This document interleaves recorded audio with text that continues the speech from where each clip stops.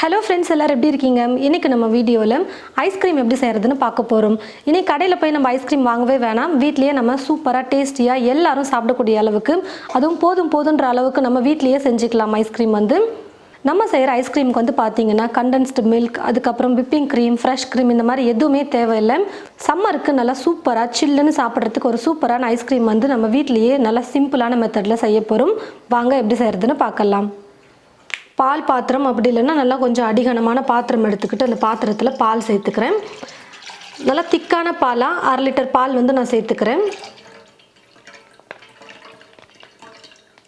இப்போ ஸ்டவ்வை பற்ற வச்சுக்கிட்டு பாலை காய வச்சுக்கலாம்.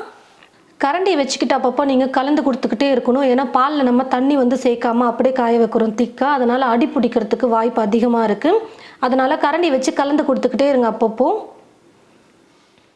முலாம்பழம் பார்த்தீங்கன்னா ஒரு பழம் எடுத்திருக்கேன்.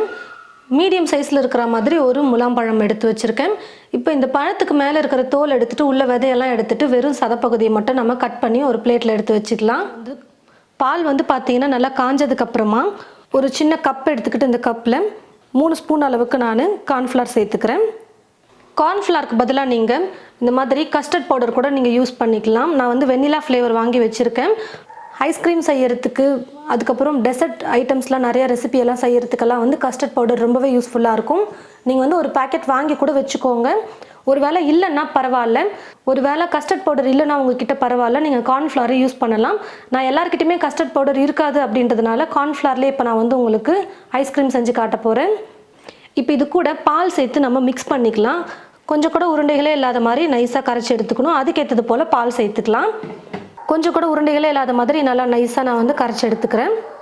காய வச்ச பால் தான் சேர்க்கணும். அதனால் பால் நல்லா காஞ்சதுக்கு அப்புறமா ஒரு கப்பில் கார்ன்ஃப்ளவர் எடுத்துக்கிட்டு பால் சேர்த்து நீங்கள் கரைச்சிக்கோங்க.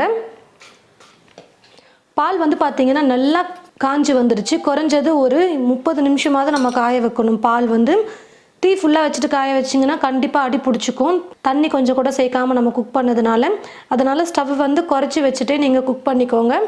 அப்பப்போ கரண்டி வச்சு கலந்து கொடுத்துக்கிட்டே இருக்கணும். அப்போ தான் அடி பிடிக்காமல் நம்மளால் குக் பண்ண முடியும்.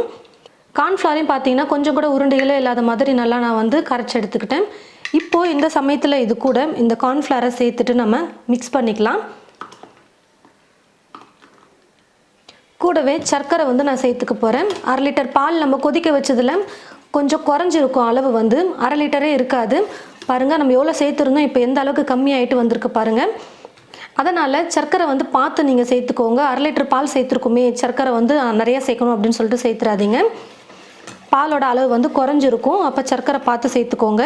முலாம் பழத்துக்கும் சேர்த்து தான் நம்ம சர்க்கரை போடணும். அப்போ தான் ஐஸ்கிரீம் நல்லா சூப்பராக இருக்கும் சாப்பிட்றதுக்கு. நீங்கள் ஸ்பூனில் அளந்து போடுறதா இருந்தால் நீங்கள் 10லேருந்து 12 ஸ்பூன் அளவுக்கு நீங்கள் சர்க்கரையை சேர்த்துக்கோங்க. அதுக்கு மேலேயும் உங்களுக்கு நல்லா ஸ்வீட்டாக வேணும்னு நினச்சிங்கன்னா நீங்கள் சேர்த்துக்கலாம். கப்பில் அளந்து சேர்க்குறதா இருந்தால் 250 மில்லி கப் இருக்குது பார்த்தீங்களா, அந்த கப்பில் 1/2 கப் அளவுக்கு நீங்கள் சேர்த்துக்கோங்க. நல்லா குக் பண்ணிக்கணும். இப்போது அதாவது நம்ம கார்ன்ஃப்ளவர் சேர்த்ததுக்கு அப்புறமா குக் பண்ண நல்லா கொஞ்சம் திக்கான கன்சிஸ்டன்சிக்கு வரும். அது வரைக்கும் நம்ம குக் பண்ணிக்கலாம். கரண்டி வச்சு கலந்து கொடுத்துக்கிட்டே இருக்கலாம்.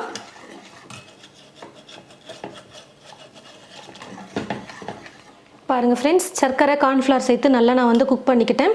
இந்த மாதிரி நல்லா திக்கான கன்சிஸ்டன்சிக்கு நமக்கு பால் வரணும். கார்ன்ஃப்ளவர் சேர்த்தோம்னாலே அது நல்லா திக்கான பதத்துக்கு வந்துடும். குக் பண்ண ஓரளவுக்காச்சும் இந்த மாதிரி திக்கான கன்சிஸ்டன்சிக்கு வரணும். அப்போ தான் கரெக்டாக இருக்கும். இப்போ நம்ம ஸ்டவ் ஆஃப் பண்ணிவிட்டு சூடு ஆற வச்சோம்னா இன்னும் நல்லா திக்கான பதத்துக்கு வந்துடும். அப்போ கரெக்டாக இருக்கும் நமக்கு. இப்போ நான் ஸ்டவ் ஆஃப் பண்ணிக்கிறேன். மிக்சியில் போட்டு நம்ம பிளெண்ட் பண்ண போகிறோம். அதனால சூடாக இருக்கக்கூடாது. நல்லா சூடு ஆற வச்சுக்கிறேன். பால் பார்த்தீங்கன்னா நல்லா சூடு ஆறிடுச்சு. இப்போ ஒரு மிக்சி ஜார் எடுத்து வச்சுருக்கேன். இந்த மிக்சி ஜாரில் கட் பண்ணி எடுத்து வச்சுருக்கிறேன் முலாம்பழத்தை நான் சேர்த்துக்கிறேன். இது கூடவே ஃப்ளேவருக்காக 1/2 ஸ்பூன் அளவுக்கு வெண்ணிலா எசன்ஸ் சேர்த்துக்கிறேன். இது ஆப்ஷனல் தான், இல்லைன்னா பரவாயில்ல, நீங்கள் சேர்க்காம கூட செய்யலாம். கார்ன்ஃப்ளவர் போட்டு காய வச்ச பால் பார்த்தீங்கன்னா நல்லா சூடாறிட்டு நல்லா இந்த மாதிரி கெட்டியான பதத்துக்கு வந்திருக்கு பாருங்கள். கொஞ்சம் இந்த மாதிரி திக்கான கன்சிஸ்டன்சியில் இருக்கணும்.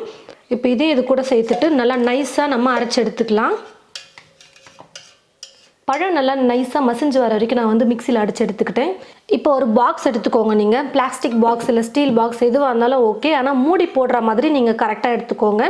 மூடி இல்லைன்னா நீங்கள் பரவாயில்ல, ஏதாவது ஒரு பாத்திரத்தில் ஊற்றிட்டு அலுமினியம் ஃபாயில் பேப்பர் இருந்ததுன்னா அந்த அலுமினியம் ஃபாயில் பேப்பரை கூட நீங்கள் போட்டு ஃபுல்லாக கவர் பண்ணிக்கோங்க. அந்த மாதிரி கூட நீங்கள் பண்ணிக்கலாம். இல்லைனா மூடி கரெக்டாக இருக்கிற மாதிரி ஒரு பாக்ஸ் எடுத்துக்கிட்டு நீங்கள் இப்படி மூடி வச்சிடலாம் ஊற்றிட்டு. இப்போ நான் வந்து ஒரு கண்ணாடி பவுல் எடுத்துக்கிட்டேன். இந்த பவுலில் வந்து நான் அரைச்சி வச்சுருக்கிற இந்த முலாம்பழம் பால் இருக்குது பார்த்தீங்களா, அதை சேர்த்துடுறேன். இப்போ மூடி போட்டு டைட்டாக மூடி விட்டுடலாம்.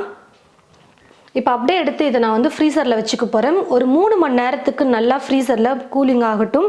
அதுக்கப்புறம் நம்ம எடுத்துக்கலாம். நான் வந்து 2 மணி நேரத்துக்கு ஃப்ரிட்ஜில் வச்சுட்டு இப்போ ஐஸ்கிரீம் எடுத்துட்டேன். ஐஸ்கிரீமை வந்து பார்த்திங்கன்னா நம்ம ஒரு முறை பிளெண்ட் பண்ணி எடுத்துக்க போகிறோம். கொஞ்சம் இந்த மாதிரி திக்கான கன்சிஸ்டன்சிக்கு வந்துடும் ஐஸ்கிரீம் வந்து. அப்போ வந்து நம்ம மிக்சியில் போட்டு திரும்ப ஒரு முறை பிளெண்ட் பண்ணி எடுத்துகிட்டு திரும்பவும் நம்ம கூல் பண்ணி எடுக்கும்போது ஐஸ்கிரீம் ரொம்ப சூப்பராக வரும். நீங்கள் 3 மணி நேரம் கூட வச்சுக்கலாம் ஃப்ரீசரில். நான் 2 மணி நேரம் தான் வச்சேன். இப்போ திரும்பவும் இதை வந்து மிக்ஸி ஜாரில் சேர்த்துட்டு நல்லா பிளெண்ட் பண்ணி எடுத்துக்க போகிறேன். பாருங்கள் ஃப்ரெண்ட்ஸ், இப்போ நான் வந்து மிக்சியில் அரைச்சி எடுத்துக்கிட்டேன். இப்போ திரும்பவும் இதே பவுலில் நான் வந்து சேர்த்துடுறேன். இப்போ வந்து பார்த்தீங்கன்னா ஒரு 6லேருந்து 8 மணி நேரத்துக்கு நீங்கள் ஃப்ரிட்ஜில் வச்சு நல்லா கூல் பண்ணணும். அப்போ தான் ஐஸ்கிரீம் வந்து கரெக்டாக நமக்கு ஃபார்ம் ஆகி வரும். இல்லைனா நீங்கள் ஒரு நைட் ஃபுல்லாக கூட நீங்கள் வச்சுக்கலாம். உங்களுக்கு எந்த டைம் கரெக்டாக இருக்கோ அந்த மாதிரி நீங்கள் பார்த்து செஞ்சுக்கோங்க. இப்போ நான் ஒரு 8 மணி நேரமாவது ஃப்ரீசரில் வச்சு எடுத்துக்க போகிறேன். இல்லை பாருங்கள் ஃப்ரெண்ட்ஸ், நான் வந்து ஃப்ரிட்ஜில் 6லேருந்து 8 மணி நேரத்துக்கு நான் வந்து வச்சு எடுத்துக்கிட்டேன். நல்லா ஃப்ரீஸ் ஆகிட்டு வந்துருச்சு. ஐஸ்கிரீம் வந்து ரெடி ஆகிடுச்சு பாருங்கள். ஃப்ரிட்ஜ்லேருந்து எடுத்த உடனே நம்மளால் எடுக்க முடியாது, ரொம்ப கெட்டியாக இருக்கும். ஒரு நிமிஷம் இல்லைனா ஒரு 2 நிமிஷம் நீங்கள் விட்டுட்டு அதுக்கப்புறமா நீங்கள் ஸ்கூப் வச்சு எடுத்திங்கன்னா அழகாக வந்துடும். என்கிட்ட ஸ்கூப்லாம் இல்லை ஐஸ்கிரீம் எடுக்கிறதுக்கு, அதனால் நான் வந்து இந்த மாதிரி குழம்பு கரண்டி வச்சு எடுத்துக்க போகிறேன். இந்த மாதிரி கூட நீங்கள் ஐஸ்கிரீமை இதுக்குள்ளே போட்டு நீங்கள் கொடுத்தீங்கன்னா பார்க்கவே அழகாக இருக்கும், சூப்பராக இருக்கும் பாருங்கள். இப்போ நான் கரண்டியை வச்சு ஐஸ்கிரீமை எடுத்துக்கிறேன்.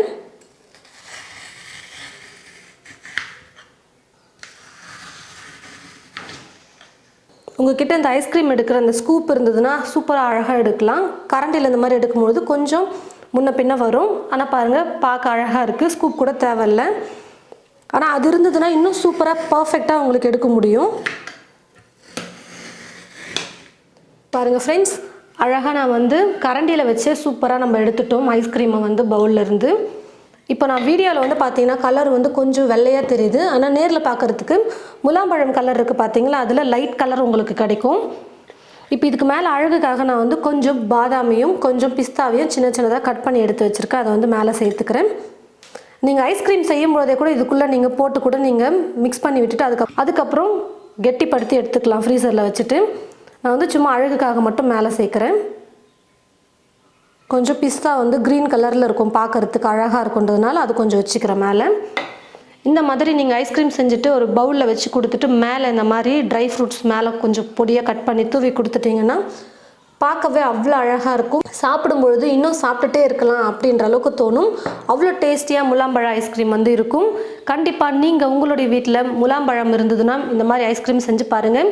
இப்போ வேறு முலாம்பழம் சீசன் தான், அதனால் நமக்கு ரேட்டு கம்மியாகவும் முலாம்பழம் வந்து அடிக்கடிக்கு நம்ம வாங்கிட்டு வந்து யூஸ் பண்ணிக்கலாம். அப்பப்போ நீங்கள் வந்து முலாம்பழத்தை வச்சு ஜூஸ், அதுக்கப்புறம் இந்த மாதிரி ஐஸ்கிரீம்லாம் செஞ்சு கொடுங்க. வீட்டில் இருக்கிற குட்டீஸ்லாம் ஜூஸ் குடிக்கலன்னு இந்த மாதிரி ஐஸ்கிரீமாக செஞ்சு கொடுத்தீங்கன்னா கண்டிப்பாக பிடிக்கலன்னு சொல்லவே மாட்டாங்க, ரொம்பவே லைக் பண்ணி சாப்பிடுவாங்க. இப்போ முலாம்பழத்தை வச்சு நம்ம செஞ்ச இந்த ஐஸ்கிரீம் உங்களுக்கு ரொம்பவே பிடிச்சிருக்கும்னு நினைக்கிறேன். கண்டிப்பாக இந்த வீடியோவை மற்றவங்களுக்கும் ஷேர் பண்ணுங்கள். சம்மருக்கு கண்டிப்பாக எல்லாருக்குமே ரொம்பவே யூஸ்ஃபுல்லாக இருக்கும் இந்த வீடியோ. இது போல் நிறைய ரெசிபீஸ் பார்க்க தமிழ் ஃபுட் மசாலா சேனலை மறக்காமல் சப்ஸ்கிரைப் பண்ணிக்கோங்க. கூடவே பக்கத்தில் இருக்கிற பெல் ஐக்கானை கிளிக் பண்ண மறந்துடாதீங்க. தேங்க்யூ.